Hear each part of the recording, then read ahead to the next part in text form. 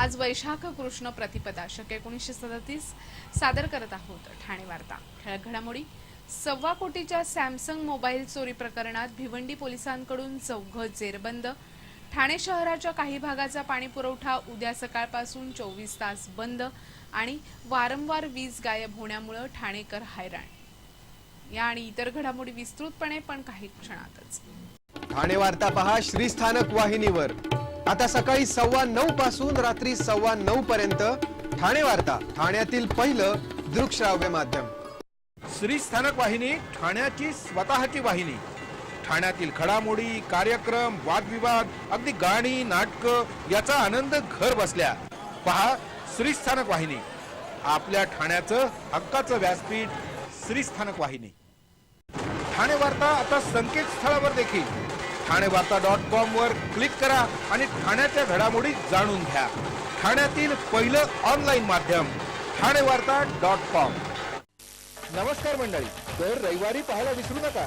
नमस्कार मंडळी, आपल्या प्रश्नांचं थेट उत्तर। ठाणे वार्ता पहा श्रीस्थानक वाहिनीवर। आता सकाळी 9:15 पासून रात्री 9:15 पर्यंत ठाणे वार्ता, ठाण्यातील पहिलं दृकश्राव्य माध्यम।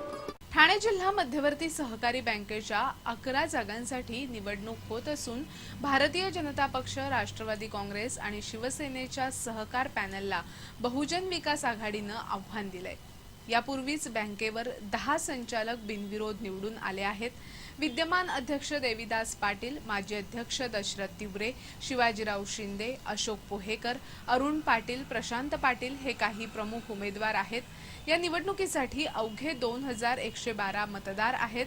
खरेदी विक्री संघ, कामगार संस्था मतदारसंघ, माजी अध्यक्ष शिवाजीराव शिंदे आणि सीताराम राणे यांच्यात लढत होत आहे। पगारदार सेवकांच्या संस्था, पतसंस्था मतदारसंघात भारतीय जनता पक्षाचे भाऊ कुराडे यांची सावकार गुंजाळ आणि शिवाजी पाटील यांच्याशी लढत होत आहे। महिला गटात 2 जागांसाठी 7 जणी रिंगणात आहेत। अनुसूचित जमाती गटातून विद्यमान अध्यक्ष देविदास पाटील आणि राजेश पाटील यांच्यात लढत होत आहे। इतर मागासवर्ग गटातून संचालक अनिल मुंबईकर यांना आरसी पाटील यांचे पुत्र अरुण पाटील यांनी आव्हान दिले।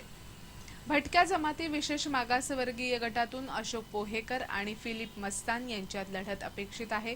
काही मतदारसंघात मतदारांची संख्या अल्प असल्यामुळे मोठ्या प्रमाणावर घोडा बाजार सुरू आहे। 1.25 कोटी रुपयांहून अधिक किमतीच्या सॅमसंग मोबाईल फोन चोरी प्रकरणात भिवंडी पोलिसांनी 4 जणांना अटक केली असून 4 जण फरार आहेत। भिवंडीतील वालशिन गावात असलेल्या अरहम कॉम्प्लेक्समधील एका गोदामातील 420 मोबाईल चोरून नेण्यात आले होते। या गोदामाची भिंत तोडून 1,27 लाखांचे हे मोबाईल तसंच लॅपटॉप आणि अन्य सामान घेऊन चोरटे पसार झाले होते। गोदामाच्या व्यवस्थापकांनी भिवंडी पोलीस ठाण्यात तक्रार नोंदवली होती। या तक्रारीवर नंतर भिवंडी पोलीस ठाण्याचे वरिष्ठ पोलीस निरीक्षक विजय पवार आणि त्यांच्या पथकानं या चोरीचा तपास सुरू केला। नारपोलीतील सुरेंद्र पटेल याला उत्तर प्रदेशातून अटक करण्यात आली। त्याच्या चौकशीत जयप्रकाश पटेल, कल्याणमधील गणपत कांबळे, विजय पुजारी यांची माहिती मिळाली। पोलिसांनी सापळा रचून गोरेगाव आणि वसईमधून या तिघांना अटक केली। त्यांच्याकडून 52 लाख रुपयांचे 210 मोबाईल हस्तगत करण्यात आले आहेत। या चौघांचे अन्य 4 साथीदार फरार असून सध्या पोलीस त्यांचा शोध घेत आहेत। श्रमजीवी संघटनेच्या कार्यकर्त्यांच्या प्रयत्नांमुळे रवी मुकणे या 13 वर्षीय बालकाची वेठबिगारीच्या पाशातून मुक्तता झाली असून त्याचा मालक असलेल्या आत्माराम जाधववर वेठबिगार मुक्ती आणि पुनर्वसन कायद्यानुसार गुन्हा दाखल झाला आहे। रवी मुकणेचे वडील महेश हे दरवर्षी त्यांच्या कुटुंबासह वीटभट्टीच्या व्यवसायाच्या ठिकाणी स्थलांतरित होऊन तिथे मोलमजुरी करून आपल्या कुटुंबाचा उदरनिर्वाह करतात।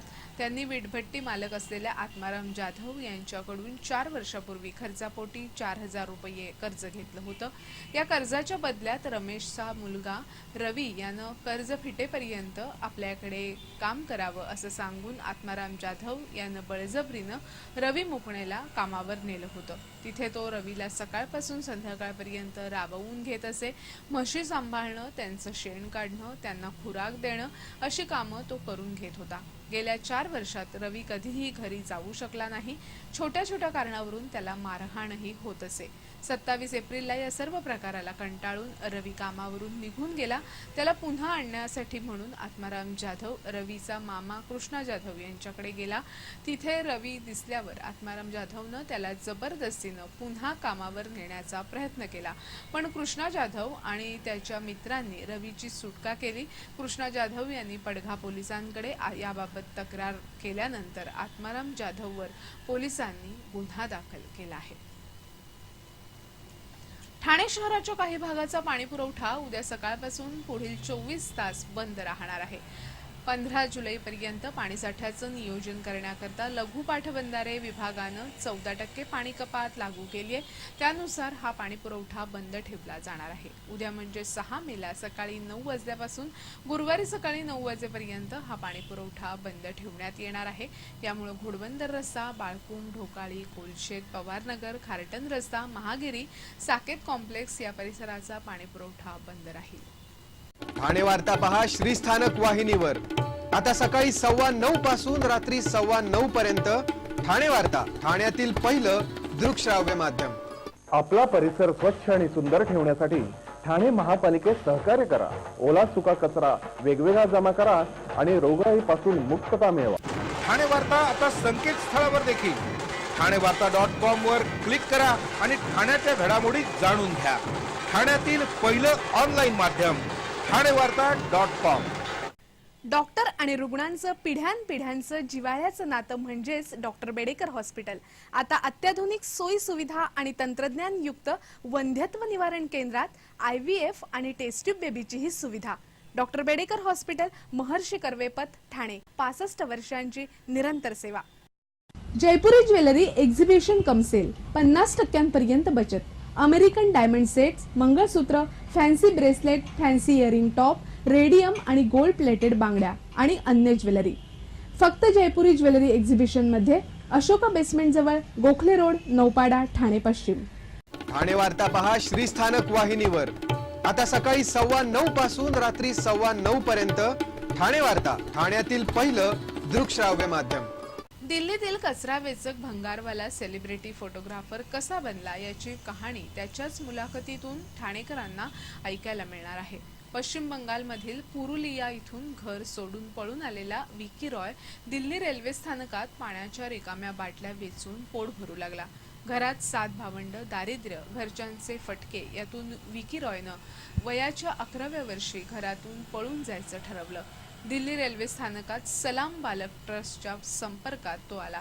एकीकडे हॉटेलमध्ये भांडी घासणं, बाटल्या गोळा करणं, थंडी पावसात रेल्वे स्थानक परिसरात राहणं, या परिस्थितीत सलाम बालक ट्रस्ट आणि पुढे अपना घरतर्फे निवारा मिळाला. 10वीची परीक्षा उत्तीर्ण झाल्यावर फोटोग्राफी शिकणाऱ्या मुलांशी परिचय झाला. पुढे दिनशी बेंझामिन या प्रसिद्ध छायाचित्रकाराची भेट हा त्याच्या आयुष्यातला टर्निंग पॉइंट ठरला. त्यांचा सहाय्यक म्हणून काम करताना पुढे प्रसिद्ध छायाचित्रकार अनाम मान यांच्याकडेही सहाय्यक म्हणून काम केलं. ट्रस्टकडून 28,000चं कर्ज घेऊन स्वतःचा कॅमेरा घेतला आणि रस्त्यावर जगणाऱ्या मुलांचं विश्व कॅमेऱ्यात टिपलं. त्याचं पहिलं प्रदर्शन 2007 मध्ये झालं. पुढे त्यानं मोठी झेप घेतली. अनेक पुरस्कार मिळाले. ब्रिटनच्या राजघराण्यातून बोलावणं आलं. पण या मान सन्मानातही विकी रॉय आपली नाळ विसरला नाही. त्याची ही प्रेरक कहाणी त्याच्याच तोंडून ऐकण्याची संधी 9 मेला ठाण्यात महापालिका मुख्यालयात तर 10 मेला कल्याण इथे पार नाक्यावर मिळणार आहे. त्र्यंबकेश्वर इथे 28 ऑगस्ट ते 28 सप्टेंबर दरम्यान सिंहस्थ कुंभमेळा होणार असून यासाठी ठाणे, पालघर जिल्ह्याची मिळून 51 सदस्यांची समिती स्थापन करण्याचा निर्णय घेण्यात आलाय. कुपरी इथे कुंभमेळ्याच्या पूर्वतयारीसाठी काल झालेल्या बैठकीत हा निर्णय घेण्यात आला. 12 वर्षापूर्वी झालेल्या कुंभमेळ्यास 3 कोटी भाविक उपस्थित होते. यावेळी 8 कोटी भाविक येतील अशी अपेक्षा आहे. त्र्यंबकेश्वर, रिंग रोड, जुना आखाडा इथे कुंभमेळ्याच्या निमित्तानं रोज काकड आरती, हरिपाठ, कीर्तन, भजन, रुद्राभिषेक, महाआरती, भंडारा असे कार्यक्रम होणार आहेत. अन्नछत्रामध्ये लागणारं धान्य आणि इतर वस्तू लोकांकडून गोळा करण्यात येणार आहेत. धनवंतांनी उदार हस्ते सहाय्य करावं असं आवाहन समितीनं केलं आहे. ठाण्यातील आम आदमी पक्षातही फूट पडली आहे. दिल्लीतील सत्ता काबीज केल्यानंतर आम आदमी पक्षाला ग्रहण लागलं असून रोज नवीन वाद समोर येत आहेत. राज्यामध्ये जो काही आम आदमी पक्ष शिल्लक होता त्यात मोठी फूट पडली आहे. राज्यातील जवळपास 300हून अधिक पदाधिकारी कार्यकर्त्यांनी पक्षाला सोडचिठ्ठी दिली आहे. सध्या आम आदमी पक्षामध्ये सुरू असलेल्या कारभारावरून पक्षात फूट पडली असून केजरीवाल यांच्या हम करे सो कायदा या वृत्तीवर पक्षात मोठी नाराजी आहे.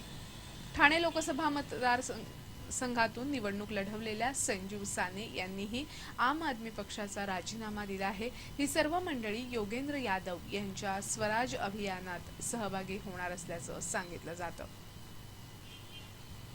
ठाण्यामध्ये विजेचा खेळखंडोबा सुरू असून अनेक ठिकाणी वीज गायब होण्याचे प्रकार घडत असल्यानं ठाणेकर हैराण झाले आहेत.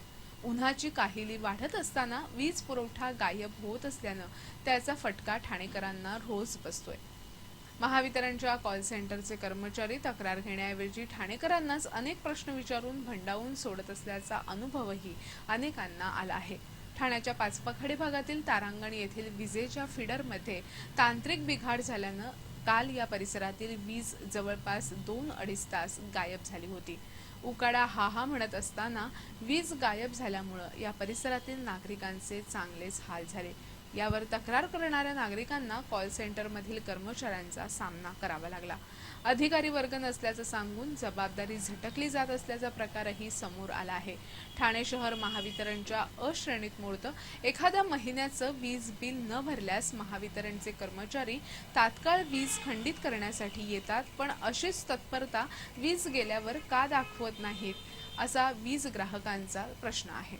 काल संध्याकाळपर्यंत या परिसरात विजेच्या लपंडावानं नागरिक चांगलेच हैराण झाले होते.